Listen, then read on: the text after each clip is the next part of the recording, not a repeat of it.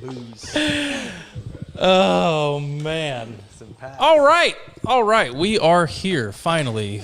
30 minutes late, par for the course. You guys will understand as soon as I turn my phone off. See, so many things.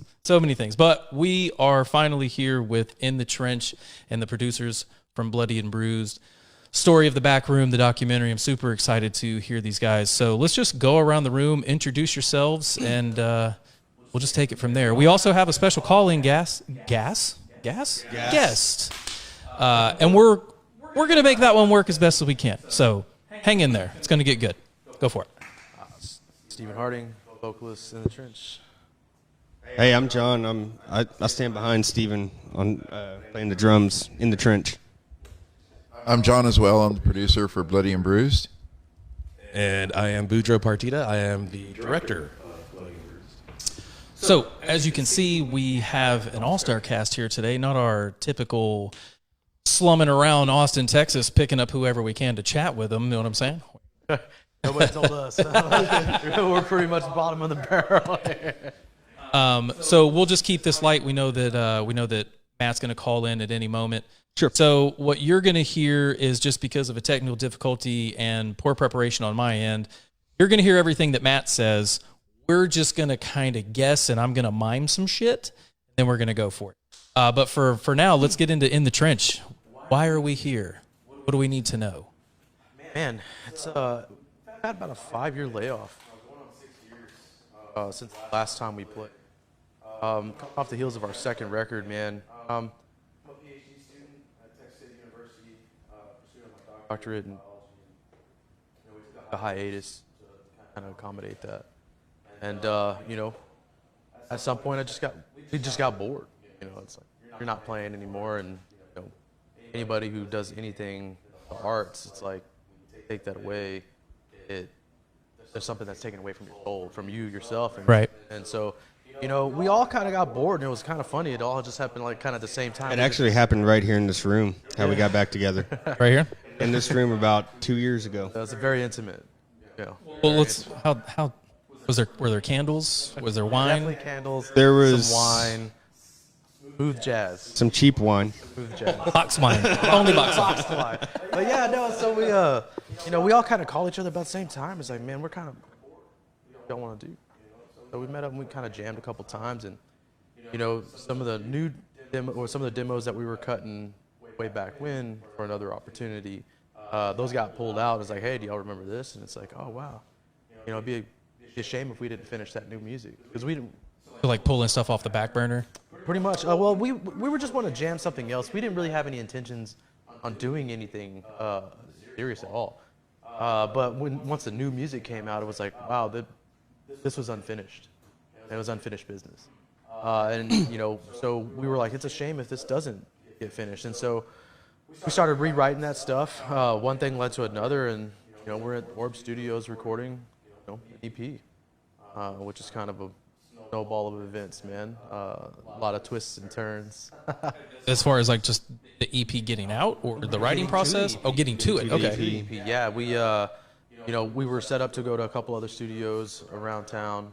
Some scheduling conflicts happened. COVID happened. Like, this all starts back way in the fall of 2019-ish. Okay.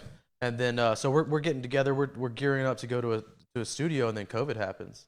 And fucking puts a kibosh to all that shit. Oh, yeah. I actually did a Locked in the Closet series where I called and reached out to different band members from Canada to New York to as far as the UK, and and I talked to Anthony, see how he was doing as a venue owner. I talked to a doctor who also ran for political office to represent the county that I live in. So I wanted to catch like her side of the story, so I've heard a lot of horror stories. I'm sure everybody here, including, staff behind us, has seen the rise and fall of the music scene, but not just the music scene. I mean, I'm pretty sure you guys as producers as well, the landscape at which you lived in changed immediately. Yeah. It definitely, COVID, when COVID hit, we had booked a shoot for a short horror film that involved a horde of zombies,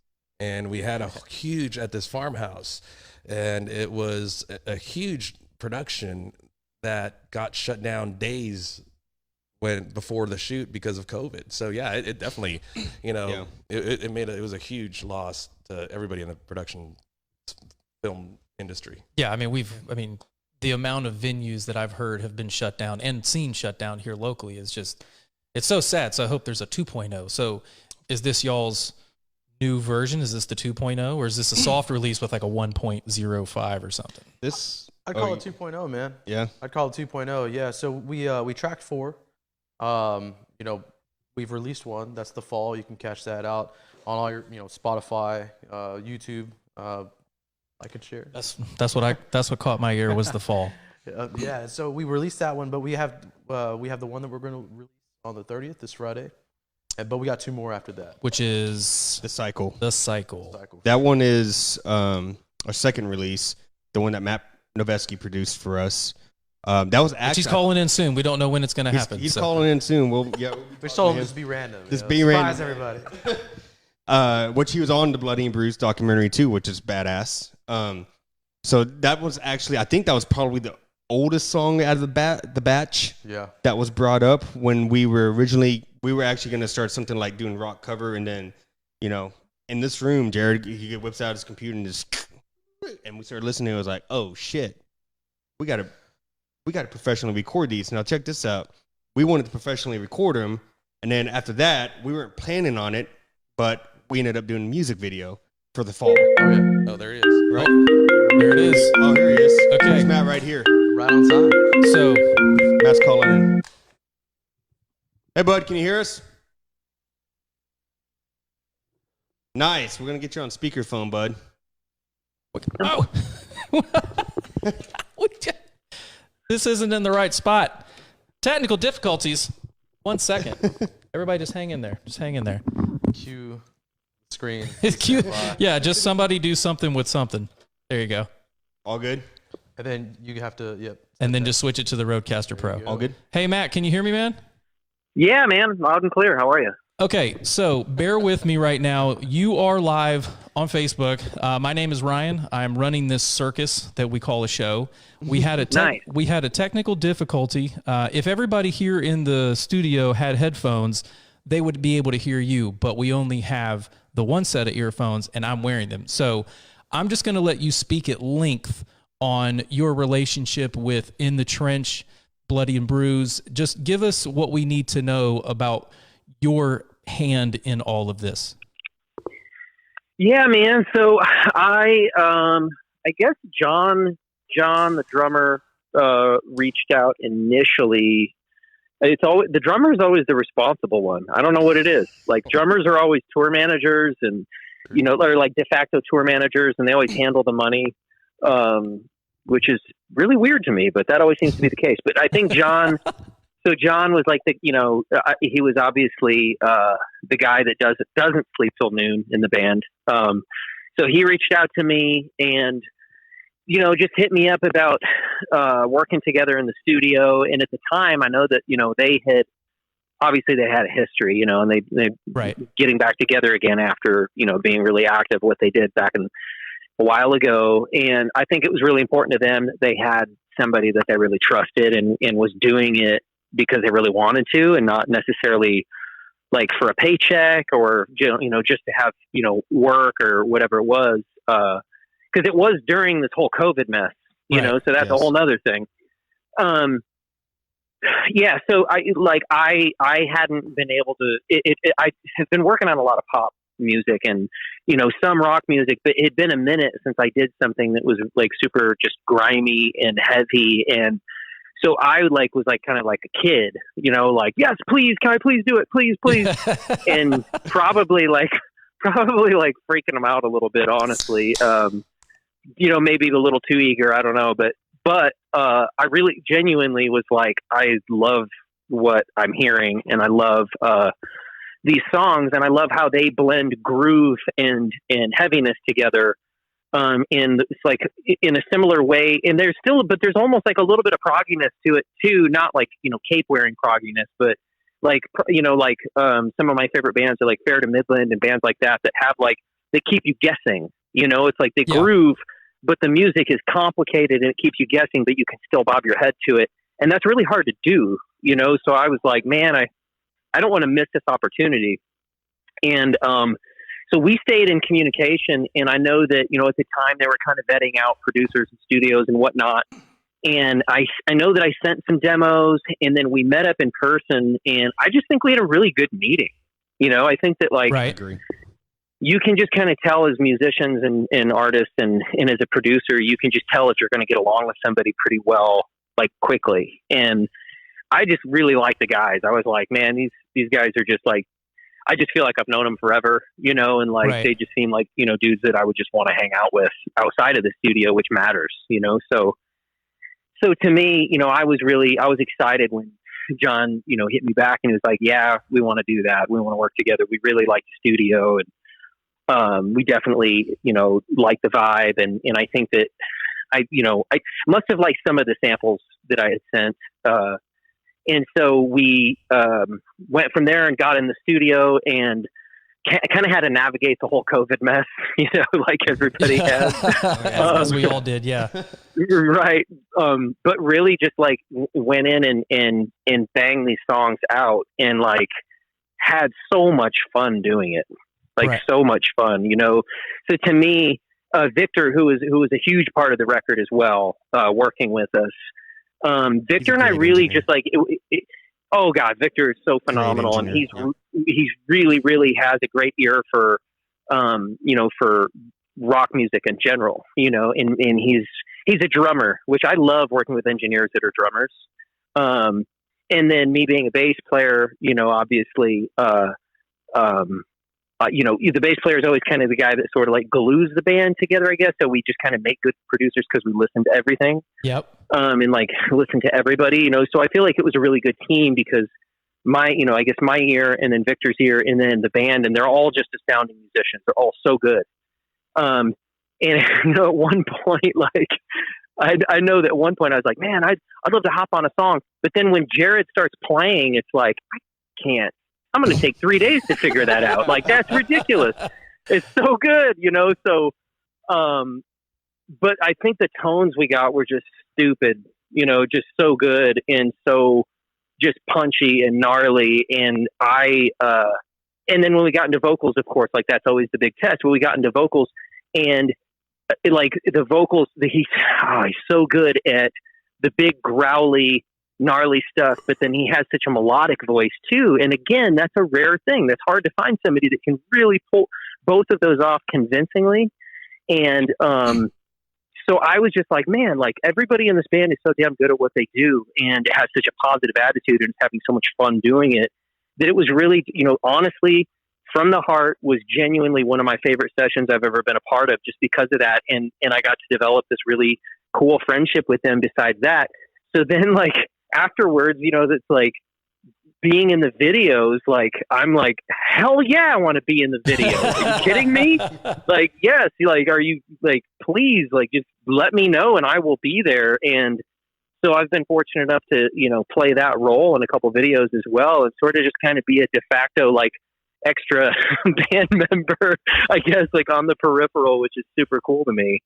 And yeah, and we're buds to this day, man. It's super cool. I love it. It's super cool to us too, man. Like, Yeah. Thank you. For sure, that every bit of that was just like, holy shit, man! Thank you. yeah, Right on. Yeah, I mean, we're talking about the cycle right now, and you're part of this video as well, and Yeah. mad shout out to Penny Rock Productions for hooking us up with Brian for director of photography. Man, he did a great job, and again, Yeah. thank you again, Matt, for being a part of this project, man. I mean, you saw a clip of you've seen the video and all that, and I feel like we've achieved what we wanted to with this song as well, which is going to be released on Friday, and you produced a song for us as well and everything, man. It just sounds so kick-ass.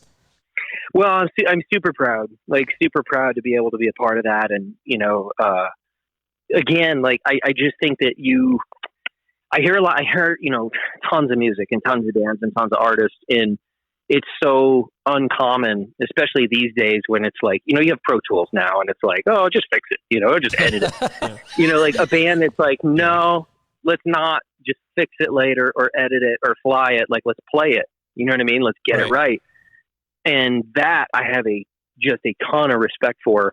And so, you know, of course, being a part of it's a no-brainer to me, but I have so much respect for you guys as musicians that, you know, it just makes me sound like a great producer because you guys are so good at your craft and good at your instruments, you know, but being able to have songs that do still have mainstream qualities to them, though, that's a big deal. You know, it's like you listen to bands that are really good musicians, and sometimes it's like, well, that's cool. I bet the crowd is 99% dudes, you know, so you know what I mean? Sure. And so I'm not going to that show, you know, but these guys still have songs that are like, you know, like I feel like they appeal to everybody, and they have like really, really catchy melodies, you know, so let's go sell millions of records, please.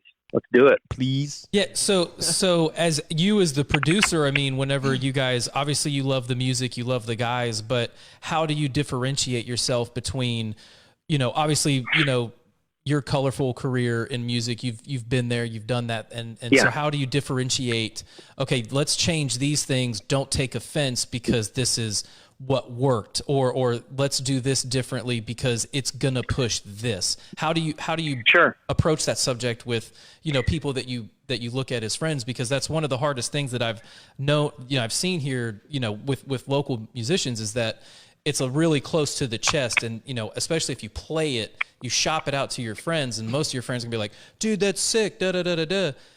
But how do you go about it being the producer going, this is trash, rewrite it, or let's do this differently?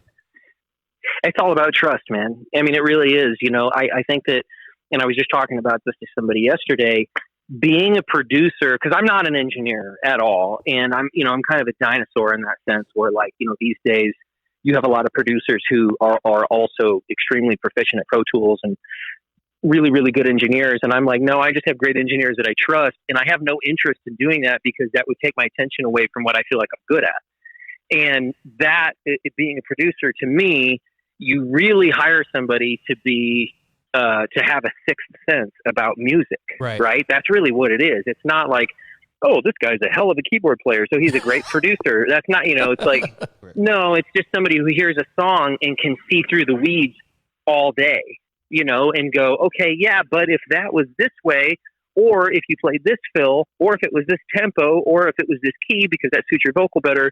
Those are all the things that, you know, people who spend nothing but, well, that's another thing. I don't have any hobbies, man. Like, I live in the studio. That's all I do. You know, I'm just constantly, yeah, right. Yeah, man. So I'm just dissecting music all day long. I mean, that's all I do because it's all I really care to do. I don't really want to do anything else. So, you know, so to me, like, I do think that it's a combination of things, but I could tell just by meeting these guys and meeting the band, because it doesn't always go this way, but I could tell that they were going to come in with open minds. And I think part of that is like, they're not kids, you know, a lot of kids think that they know everything, and they think that they're, you know, that it doesn't think, you know what I mean? So it's like, yeah, I want to hire a producer, but then they come in and it's like, no, I don't agree with that. No, I'm not going to try that. I'll spend an hour arguing about why it won't work instead of just trying it. Is where these guys all came in very open-minded and very like, yeah, let's try anything, you know? And so it's just really all about trust. And fortunately, they were just super trusting with everything, you know, and it just went great, I think. And Matt, I'll give you a great example of that. Our number, we had 5 songs written, and our number 5 song, we were just planning on, like, that was a back burner, like. Yeah. And we got done with the 4 songs doing pre-pro with Matt, and Matt's like, hey, let's hear the last song, which was called at that time Monster Boner. I'm sorry, Monster Boner? Monster Boner, right? Monster Boner, yeah. Okay. So Matt's like, let me hear it, man. So we go out there and we play it, and he's like, man, I fucking dig this song. Yeah. He's like, that might be number 2 for me right now. And we ended up tracking it. It's called, it's the next track that's going to be released after the cycle, but it's out of the batch of songs that we recorded, I've listened to that one far more than the other songs. It's my favorite out of all 4. I'm with you. And I'm with you, man. Matt. I still love it. Like, yeah. Well, Matt, what did you guys hear in that song that was, you know, take it off the back burner and shove it more towards the front of the EP lineup? Well, so to me, like that song in particular, and I'm kind of, I guess I'm sort of speaking for the band a little bit here, and I maybe I shouldn't do that, but I wonder if maybe from their perspective, it had a little bit, it just sounded different. It didn't sound, and not like all their songs sound the same or anything, but it was really kind of left of center, and it had this very kind of almost like creepy, like Halloween, like fall kind of vibe to it. It was like, it just made me think of, like, I'm a big horror movie fan, and it made me think of all my favorite horror movies. And so I was like, maybe just from their perspective, it's a matter of, well, this song is just super kind of like left of center and adventurous, and maybe it doesn't belong with this batch of songs. But when I heard it, I was like, no, man, this is like, especially now with all the songs that are released every single day, you want to do something different. You want to do something that people hear and they're like, oh, I've never heard something like that before. And that's one thing I really like about that tune is I was like, it grooves so hard, but it's creepy. It has like it's hard to explain. It's like this creepy, groovy riff. And it's just, I just can't think of another song that it sounds like. And that's why you hire Matt Noveski. Make creepy shit, well, Matt, we won't take up too much more of your time. I greatly appreciate you calling in. Sorry for the technical difficulties that we all can't. We're doing the best. Any final shout outs or anything you want to get up? Matt was on Bloody and Bruised. Yeah, well, I think one thing that I'd like to give Evan Crowley a shout out Good. for getting involved on the video front. I think he's done a fantastic job helping out with the video stuff, and he and I work together a lot on things, and he's a great videographer. So I would say if anybody is looking for video or looking for videography work, I would definitely hit him up. He's here local, and he's really, really good at what he does. And, okay. But as far as the studio goes, we've been here for a while now, but it's funny. You can be in Austin and I still run into people that haven't heard of the studio, and I'm like, God, what do I got to do to make it sure everybody knows about it? So Orb Studios, www.orbstudios.com, orbrecordingstudios.com. And then we're, Orb Studios ATX on Instagram. And then I'm just me on Instagram. I'm terrible at social media. Terrible. Yeah. Well, Matt, I look forward to hopefully meeting you soon one day. Maybe we'll even come out and shoot an interview with you and get some more attention on Orb Studios. Oh, that'd be awesome. I'm in. Let's do it. All right. Hey, I got witnesses on that one, right? Yeah. Okay. All right. All right. Well, Matt, thank you very much for all the insight, and thank you for the beautiful music that you helped In the Trench make. It's so great, and we'll see you soon. Thank you so much, guys. Appreciate it. Bye, Matt. Thank you so much, Matt. Thank you. That worked amazing. I'm so happy that we pulled that off. That was good. We heard every word he said. I'm just letting you guys know this is how we did it, with a pair of headphones kicked out, so all of us here. Hey, but I feel whole. No, it works, man. But that guy, everything he said is completely genuine. Speaking, from someone, playing music, you meet a lot of people, right? You meet a lot of different personalities, some more colorful than others, man. But that dude is like, when you meet him, it's like, that's the guy. Like, he is who he is. Being hardcore, hardcore is one of those genres, man, or heavy metal is one of those genres where we're talking about beatdown, trash cans, dude, all kinds of shit. I'm just gonna throw it under the umbrella of heavy metal. You have some really big egos out there, you know what I mean, and they like what they like, But when we went to Orb, it was like, well, they didn't have a whole lot of what we did, but that was kind of what was cool about it. Okay. They've got some massive hip hop and pop names that have come out of that studio, platinum records out of that studio. Right. And as a hardcore band, it's like, no, we're going to go in there and we're going to do it. And that was the trust that he was talking about. It just, from the first 5 minutes of having a conversation, it was like, okay, this feels right. So how did it, but how was it overall, just overall experience? Top notch, man. It was 10. 1 to 10, 10. All the 10s? I felt 100% comfortable in that studio, man. We've been in some great studios, top-notch studios. Right. This was definitely, I'll go ahead and say it's at the top of the list. At the top of the list. Yeah, where's this one right here? Oh, you got the shit turned down. Never mind. Well, you couldn't hear it anyway. You don't have headphones. It's DJ Airhorn. That's what you missed. Yeah, top of the list, man, for sure. So we're writing some new material now. It's getting back to the whole In the Trench 2.0 thing that you had mentioned earlier. Yeah. The reason why it's 2.0 is because we're not going to stop at the EP. We're gonna go. We have some more tunes. We're gonna go record them. Just bringing everything back to life. Yeah, for sure. Throwing down. I would, John. I'd like so for everybody. I know John through, and well, I guess our mutual relationship is through Anthony Stevenson, and you actually booked him on shows. Is that right? Did I get that right? So the story is with Anthony, and This is going back. Way back. Anthony can correct me Something if I'm broke. wrong. Just let it go. It's all good. Anthony can correct me if I'm wrong. I remember at one time I was actually booking bands. I was kind of doing some shows and everything, and it's about 10, 11 years ago. And I was booking a show at Encore, and I don't know if anybody remembers Encore. It was on Red River.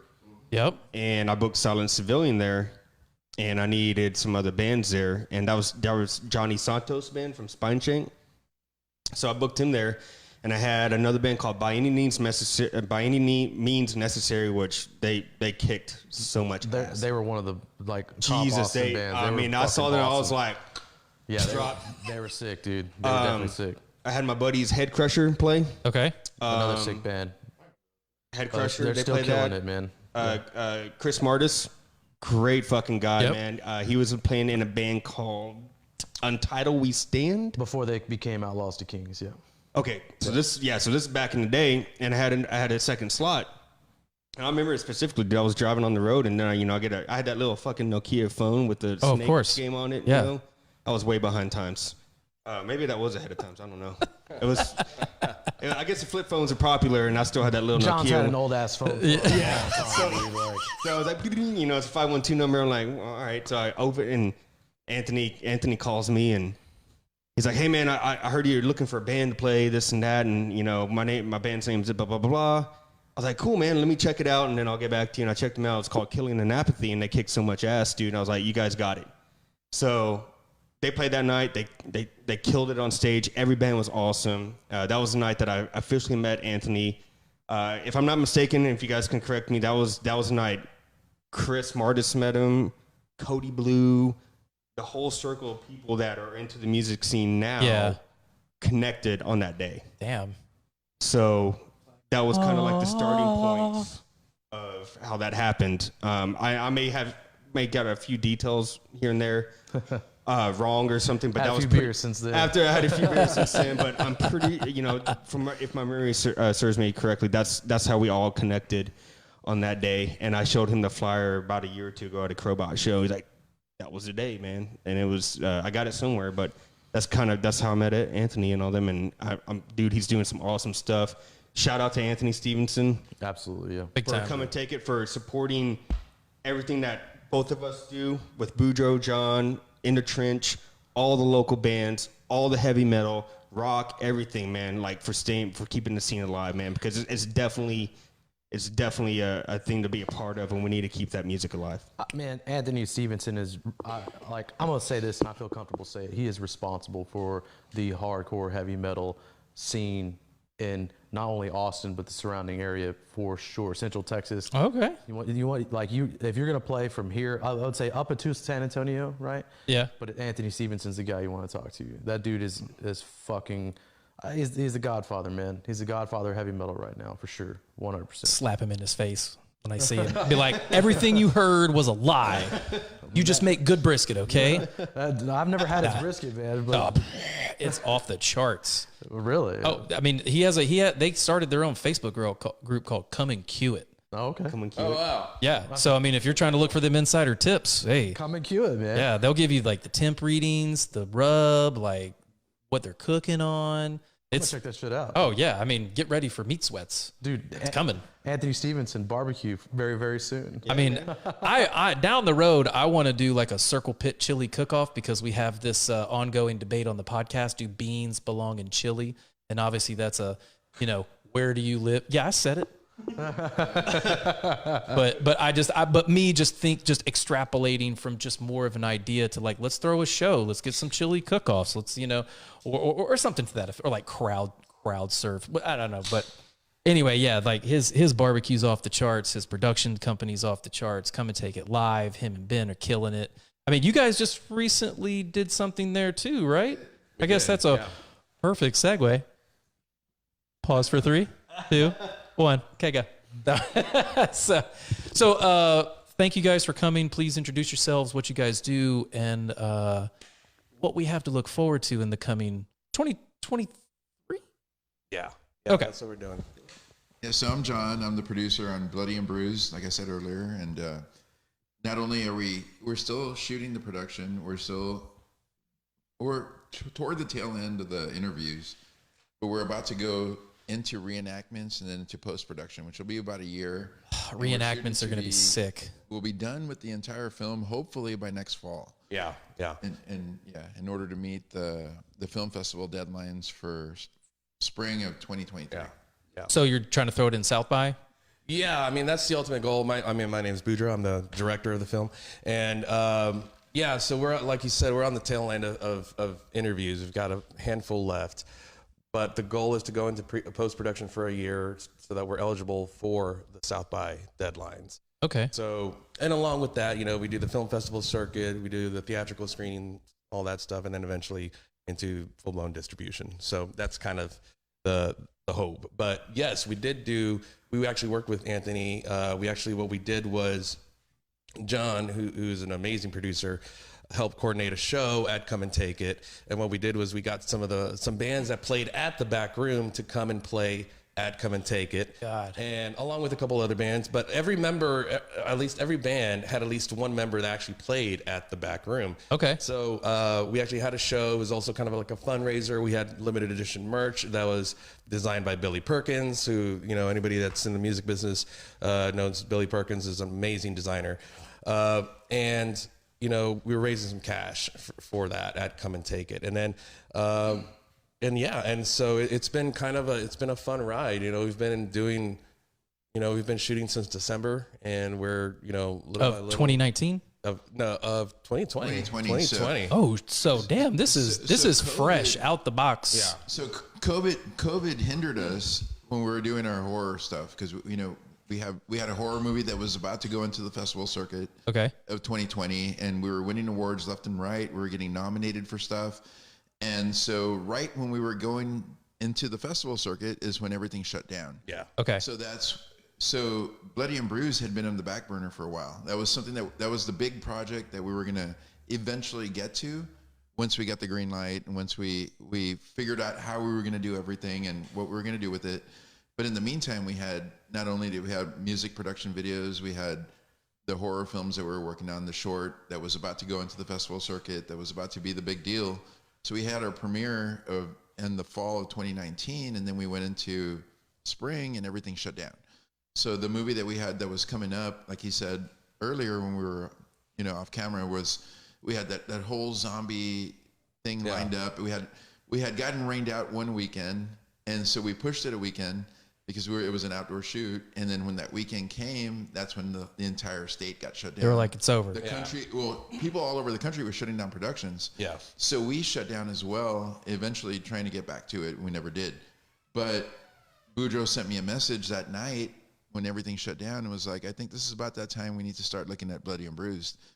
And I was like, okay, cool. So not little did we know that this was our blessing in disguise because the country was shut down. So venues were shut down, musical artists were shut down, everybody was home. So none of these interviews are ever Zoomed. We did everything. We did 52 interviews, I think, before the country opened back up. And we were able to nail, I could call a place and be like, hey, can we shoot there tomorrow just to have this in our movie? And they were like, yeah, we'll open your doors. What time do you want? They would give us the window and we get our talent to get there and we'd shoot everything. And everything was live. and we have so many local venues that are in our movie that Oh, yeah. we were fortunate to get, because now that things are back open and we're in the tail end of interviews, it's a little difficult to get into a place without people being there, without it being open.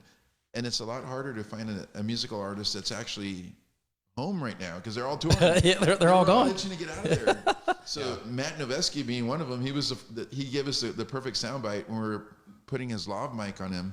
He's like, man, I miss this. Like, just getting the in-ears, you know? So he was like, man, thank you. I love this. So everybody was itching to go do something. Everybody was itching to talk to us and just to be in front of a camera, be a part of something. Right. Because nobody was doing anything for so long. And that was our blessing. Man, so you guys almost lucked out in a sense with all of the venues and places being and I hate to not say open, it, but that gave you direct access to what, 5 people tops, maybe? Oh yeah. 5, 6? I mean, and I mean, under those guidelines, that's well within reason. Right. And so we had our crew and we were all COVID compliant, and we would send our call sheet that it strictly stated everything that we were about. So people were comfortable, and we were doing everything under state regulations as it was going. We would adjust to it as it would go. But the cool thing was that little did we know that was what we needed. It would have taken 2 or 3 years. Took us 6 months. Yeah, and because Wow. if a lot of people don't realize that the average documentary takes about 4 to 5 years to produce, you know, and we're actually doing this in half that time. You're kind of like the documentary Warp Speed. I'm sorry. They titled the vaccine Warp Speed. Yeah. And it got done in half the time. So essentially, Well, the other thing is that my background is TV production. Okay. And I've been in TV for almost 25 years. well, I'm sorry for this sad setup. No, so. it's great. It's great. and in the world of TV production, you have to learn how to shoot quickly, edit quickly, turn around quickly. So when we were kind of just, I had thought about this idea a couple years ago, and I brought John in, and we had lunch. And I was like, "What do you think about making this kind of film?" And he was like, "Oh yeah, this would be great." And little by little, we peck at it here and there throughout other projects. But when all this COVID hit and everything like that, and I said, "Hey, we might be able to bring this up," and I was on another podcast, and the guy interviewing me said, "Hey, horror films are doing great and everything like that. What else you got coming up?" And I kind of just blurted out, Well, I'm working on a documentary about the back room. He does that to me a lot. He does that to me a lot. He'll make things public. And then he's like, "What? A documentary about the back room? That's amazing. Let's." And then so he's like, "Oh shit, I guess we're doing Well, it." I'm watching live, so I texted him. I'm like, I guess we're gonna have to do it now. Yeah. The one thing he won't tell you about TV production is that he's won an Emmy. Wow. you got an Emmy? I do. And you didn't bring it? Hey, No. here. Oh, yeah. It's empty, but cheers. No, yeah. So, but in that world, it's because of that quick turnaround. You have to learn how to do everything quickly. So when I was like, well, I don't want to take 4 years. I don't want to take 5 years. I want to do it in half that time. And Right. that's a very ambitious thing to do. But I know how to do it, and so that's why it was very easy for me to say, yes, we can do this, because if you hire or if you have the right people on the team, John Drew's an amazing producer. I would not be able to do this film without him. Our other co-producer, Adam, associate producer Adam Salinas, he is also an amazing part of this story.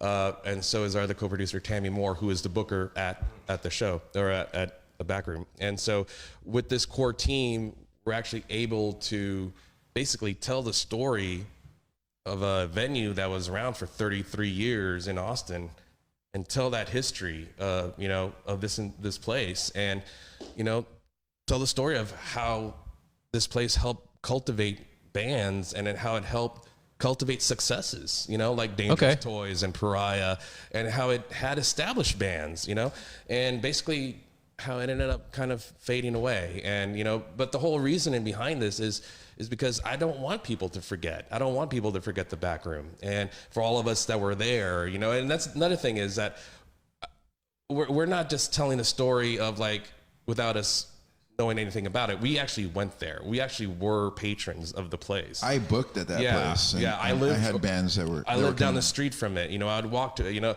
So we were regulars there, and so we know the place. So we're not an outside company trying to do a story about something in Austin. It's like, no, we were there. So we know exactly how to tell this story.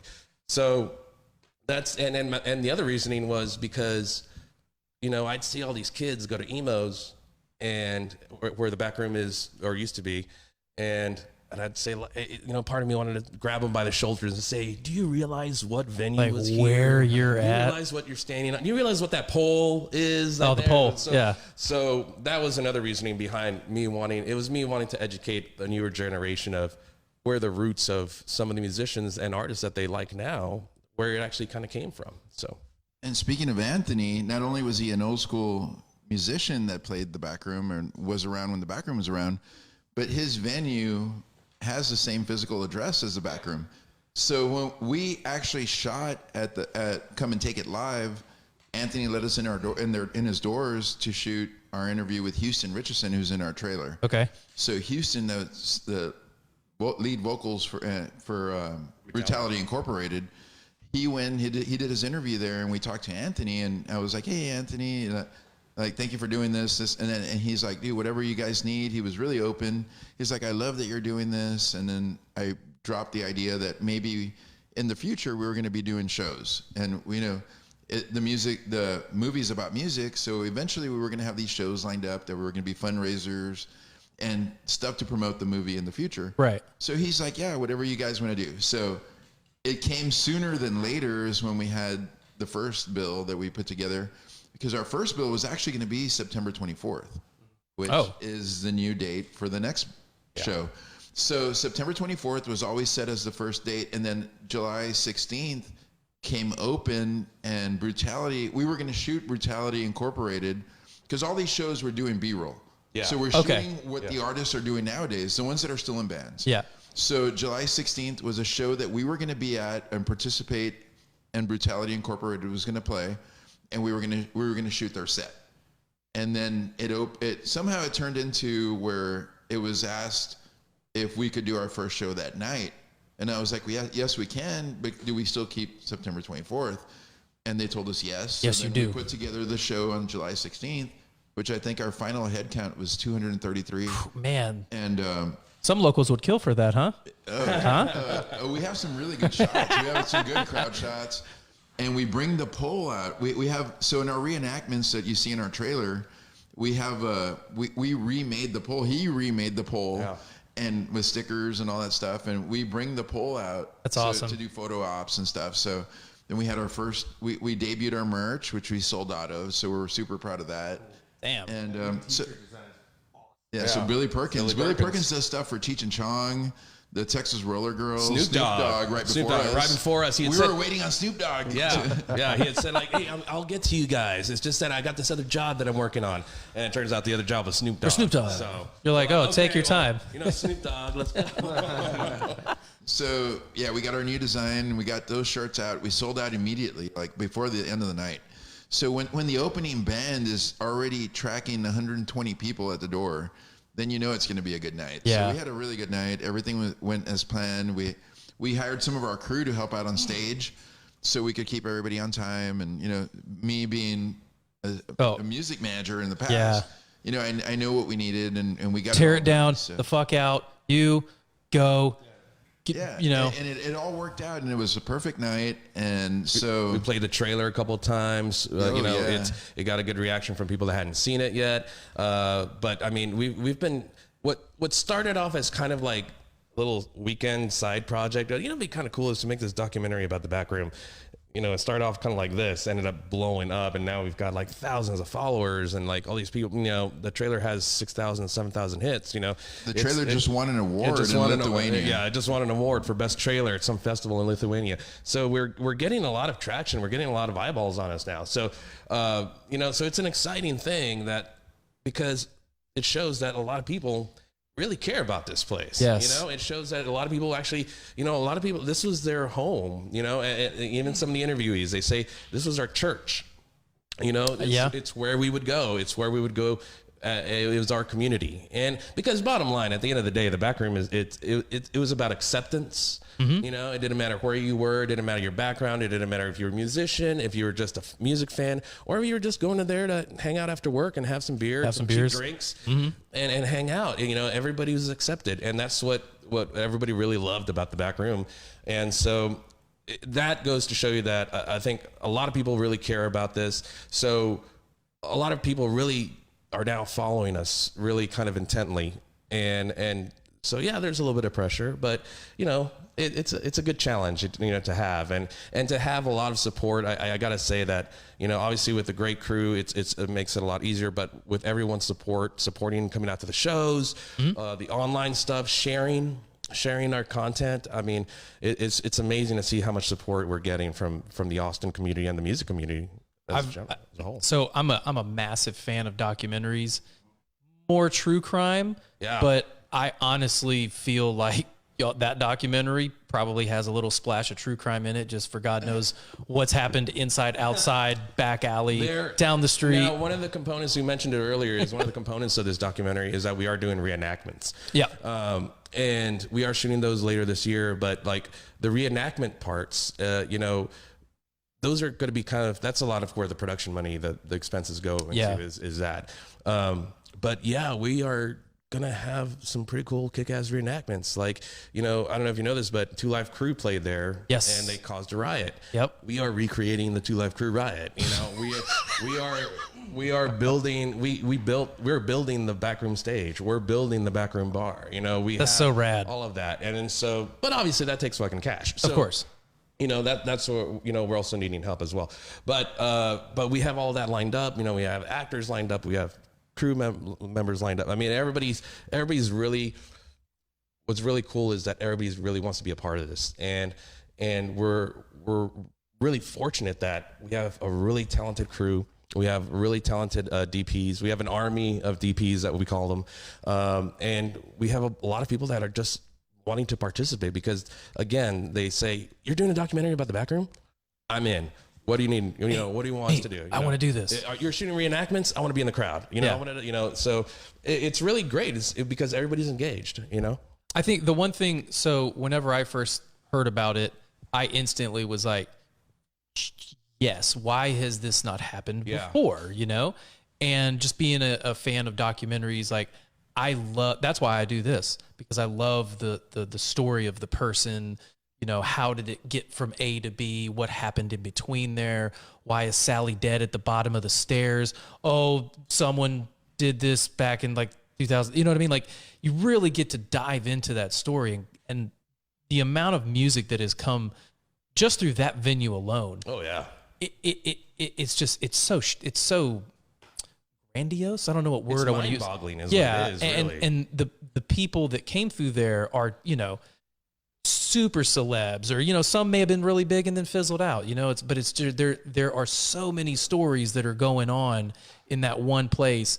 And, you know, myself and Taylor and everybody with the podcast team, you know, we are literally within walking distance from it every time we go to come and take it. So I just want to say thank you as a music lover myself. I'm not a musician, but just a music lover, that it's going to smash. And anything that you guys need, extras, extra hands, like this is what I'm into. So I mean, I know it's kind of a cheap plug, but but yeah, I mean, if you guys do need a hand or need any outreach support to where you just need extra help or hands, just let us know. Like, we'll try to get the word out. That's great. And that's a common theme, is that the back room opened its doors to bands as they were going up, and then they would open them back up again as they were going back down. And so that's what we cover a lot. So before we end, I do want to say that September 24th is the announcement we're going to make today, and Brutality Incorporated is going to play that show again at 10 o'clock. Doors open at 7. Where's this going down at? At Come and Take It Live. Come and Take It Live. 2015 East Riverside. You gotta keep it real. So we have Don't hit it. our band at 8 p.m. is going to be Un Loco doing an acoustic set. Oh shit! So it's going to be Joey Duenas and Mando Ayala doing an acoustic set to open the show. Then at 9 o'clock, I have Greedy Parker, and it's their first show ever.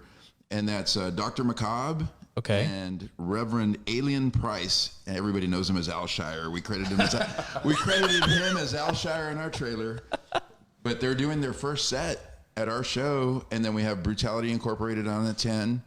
And then the show closes out with the Worm Suicide at 11 p.m. Suicide. Damn, dude, that's gonna. So just 3 bands in and out, just party hard, and it's just more of a. So are you gonna have like more merch there? Yeah, Like we're gonna have another round of merch. We're gonna have our posters that we sold out of, or almost sold out of, and our posters are designed per show.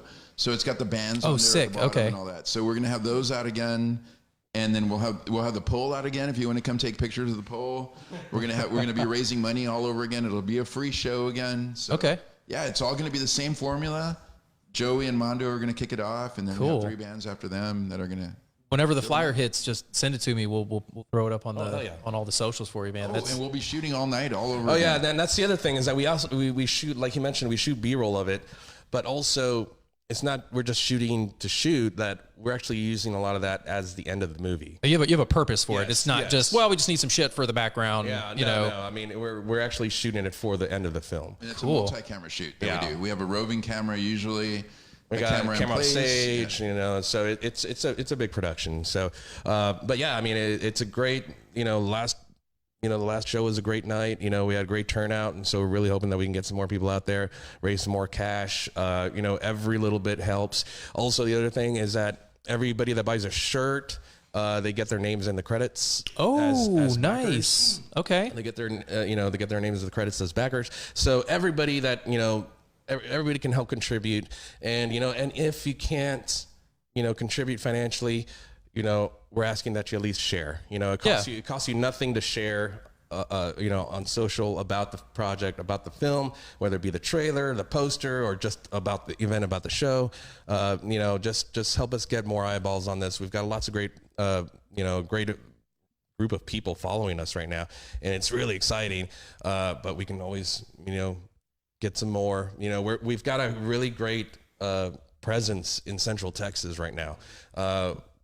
We've had people reach out to us from all over the coast, even saying like, "What is this project that you're?" So we're getting out there, and we have some more surprises lined up for the film. Okay. That we can't really talk about right now, but this is going to be a great thing that I think a lot of people are going to be really hopefully happy with, and if even just contributing a little bit will actually you can be a part of it. I think that really goes to the core message of the music scene, because it's not just the music that is ongoing around here. It's producers and engineers and, people behind the scenes. And I really think that, I think one of the reasons why everybody is so engaged is that there's this nostalgia factor of it being the back room, but also the nostalgia factor of we just couldn't go to shows for a year and a half. And now here's this video that's going to show us how it was done, in the early years of downtown Austin, back when, I'm not a native Texan. I'm from North Carolina. I've been here about a decade. So I'm still learning the history. And so I've actually stopped looking into anything the back room, because I want to wait until this hits, just because I want to fully understand like what you guys are trying to tell me. And then that's going to lead me down some other fucking road and some other, suggestion on Netflix. And next thing you know, it's more true crime. Like, but I'm very thankful to be able to sit here and talk with you guys about this. Any final shout outs, like all the ats or social media landing pages or anything? Definitely for all the details as far as the film goes, go to bloodyandbruised.com. It leads to the fan page, but definitely, like and follow the page, stay up to date on all of the shoot dates and, the show dates, the show on the September 24th, stay up to date on the merch that's coming out. What you said, merch is, and it's a one-off every time, Merch right? is exclusive to the show. The shirts aren't a one-off. The posters are. Posters. Okay, sorry. Right, but we're doing our merch to have it available at the show. It's not online yet. A lot of people have been asking us, and we're hopefully going to get it on there. But for now, we're having them at the shows. We'll announce on our page if we ever have anything available to purchase away from the show. I've been telling people for 4 years, the website's coming. So I'm just keeping them waiting, like drop the most fire merch line you've ever seen. It's just tank tops. And I'd like to give a shout out to our crew. We have, you said, we have an army. So we built an army so that we call an army of DPs that we have. And DP stands for Director of Photography. Oh, gotcha. Okay. So anytime that we're going to build a call sheet or we coordinate like a crew for a shoot, and we pick whoever lives closer to that area, depending on the artist. If the talent gets us a place that they want and they have in mind. A lot of people have a studio. So like, oh, we want the studio as our backdrop, or can you find us a place? We need a place, but I want to interview. So it just depends on what we have. And we have a whole sheet of DPs and camera crew. Yeah, and, I mean, we have an amazing PAs. list of PAs that they just want to help and they just want to be a part of a film experience. And so, I'm a big person on mentoring and teaching. I love having students, and so I'm like, well, you know what? I'm going to help these kids along and see, because I was there at one point, and then for them, they're like, well, we get to be on a real movie, like, yeah, just lift that light, but bring that sandbag over, and get your hands dirty. And a lot of them aren't old enough to remember the background. Yeah, they don't. So they're loving these stories. And that's the thing, is that a lot of our crew, only half the crew was ever actually there, so we know that we're doing something right, because our crew that wasn't there, they're actually learning the story of it through the interviews. Man, that would be. So they're piecing together the story through just what they've shot. I can't wait for Chuck Loach's bit. I mean, just because I have that attachment, but I mean, and 50 plus interviews down the road, he and I have been in every single interview. Yeah. So the ones that come like every other week or whatever, they're like, what did I miss? And he's talking about that, and you got to tell me that story. And so they get so excited. We even made a soundtrack for them of the bands that we've been interviewing, so they would understand, like, oh, so who's he? And so we put a little Spotify playlist. Yeah. That's perfect. Yeah, and so it's working because it's working for them. So we see in real time what it's going to do for the audience that we're targeting. So man, hats off. I know that this movie is going, or this documentary is just it's going to hit like an anvil here. The trailer's sick, man. Yeah, I watched the trailer. I'm probably guilty of about 15 of those, whatever you got the award for. So I'm glad that I was able to push those numbers up, because it's definitely, it's got like that right amount of like, seduction and like this suspense aspect to it, and like, man, what the fuck happened there? Like real quick cut. You're like, is he dead? But I'm excited. So hopefully, maybe even before it launches, before it hits, we'll sit down and do this again, or maybe just like a one-on-one kind of thing. Absolutely. But man, thank you. that'd be super cool. Thank you for having us. Yeah. Anything else from the guys on the couch? In the trench. Trench. This Friday at noon, the official music video for The Cycle will be coming out. And I'm telling you right now, man, this one, can I use the F word? You can use, that word, yes. Oh. Not Fiona. This one's a fucking banger. Hey! It's a fucking banger. So you guys had a sneak peek of it. This one hits hard, man. It slaps. So Friday at noon, The Cycle comes out. Big shout out to Evan, Matt Noveski, Mikey, Jared, what's up?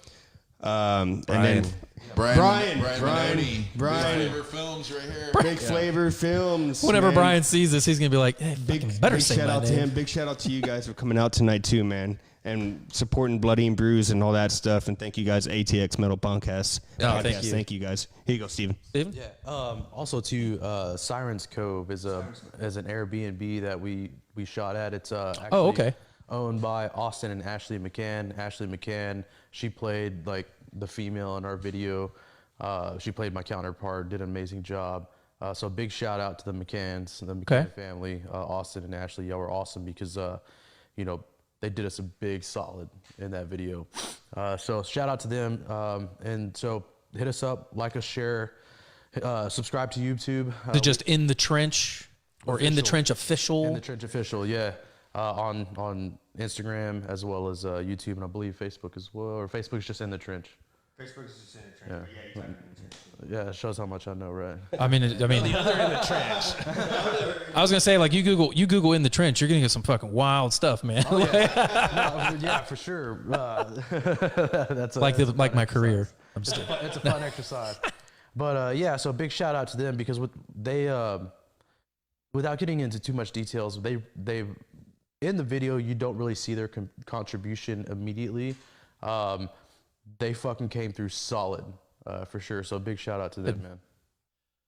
Well, gentlemen, I could do this for hours, but we're kind of limited on a few things just because technology. But thank you guys very much. Thank you everybody for tuning in to the In the Trench live special with Bloodied and Bruised producers and direct. I mean, I did not see this coming this year for me personally. I mean, I knew I would be doing, in-person interviews, but not to this level. I mean, the resurgence of, a band that was, this and now it's that, and oh my God, the music's so good. And then you got the backroom story coming out. It's just stop. Let's keep going. I actually have one more thing. Go for it. So what we haven't really talked about is Machine, the producer. Oh, Machine? Yeah, Machine Shop? Yeah, Dripping Springs? Yeah, for sure. That guy? Yeah, Sorry, I want my voice so high. He mastered all the tracks too. Did a phenomenal. Well, he's fucking Machine. Like he's a fucking genius, right?